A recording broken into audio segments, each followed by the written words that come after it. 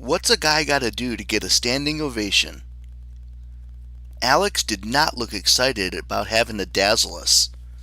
She rose, tugging at her sweater vest, then scanned the crowd as if challenging each and every warrior to a duel. "Alex, son of Loki," Helgi began. "Daughter," Alex corrected him. "Unless I tell you otherwise, it's daughter." At the end of the Thanes table, Jim Bowie coughed into his mead cup. "What now?" Ernie Pyle muttered something in Bowie's ear. They put their heads together. Pyle brought out his journalist notepad and a pen. He seemed to be drawing Bowie a diagram. Helgi's face twitched. "As you wish, daughter of Loki." "And don't be obliged to mention my dad," Alex added. "I don't like him very much." A ripple of nervous laughter went around the room. Next to Alex, Samira clenched her fists as if warming up her strangling muscles. I doubted she was mad at Alex. Sam didn't like Loki either. But if for any reason the Thanes decided Alex wasn't worthy of a choice for Valhalla, Sam could get kicked out of the Valkyries and exiled to Midgard. I knew this because that's what happened when she'd introduced me. "Very well. Person who is the child of some parents." Helgi's voice was as dry as Odin's empty eye socket. "Let us watch your exploits, courtesy of Valkyrie Vision." These Vikings today and their new-fangled technology. Around the trunk of the tree of Legdar, huge holographic screens winked into existence. Footage from Samira Valkyrie's body cam began to play.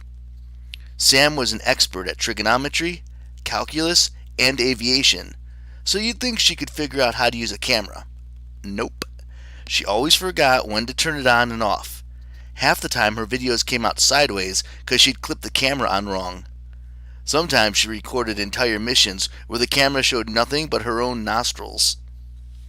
Tonight the video quality was good, but Sam had started recording way too early. Timestamp 7:03 that morning. We were treated to a view of her grandparents' living room, a small but tidy space with a low coffee table and two suede sofas. Over the fireplace hung a framed piece of Arabic calligraphy, a swirling gold ink design on white parchment.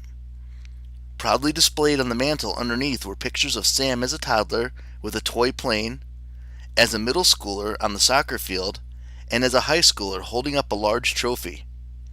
As soon as Sam realized where the video had started, she stifled a yelp, but there was nothing she could do to stop it.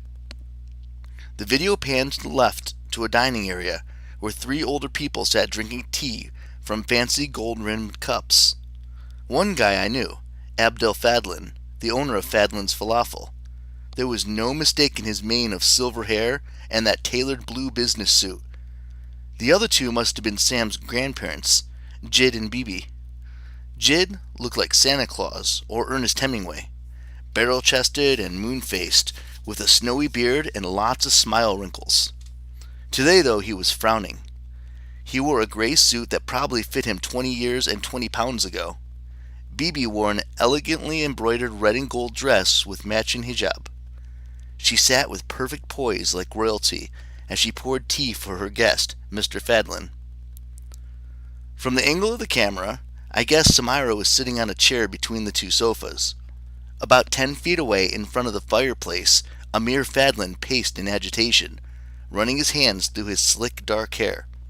He looked as dashing as always in his skinny jeans, white t-shirt, and stylish vest. But his usual easy smile was gone. His expression was anguished, like someone had stomped on his heart. "Sam, I do not understand," he said. "I love you." The entire crowd in the feast hall went, "Ooh." "Shut up!" Samira snapped at them, which only made them laugh. I could see that it was taking all of her willpower not to cry. The video fast-forwarded. I watched as Sam flew to meet me at the Thinking Cup, then got a message on her phone for a possible code 381. She flew from the coffee shop and sped across the park towards downtown crossing. She spiraled down and floated over a dark, dead-end alley between two dilapidated theaters.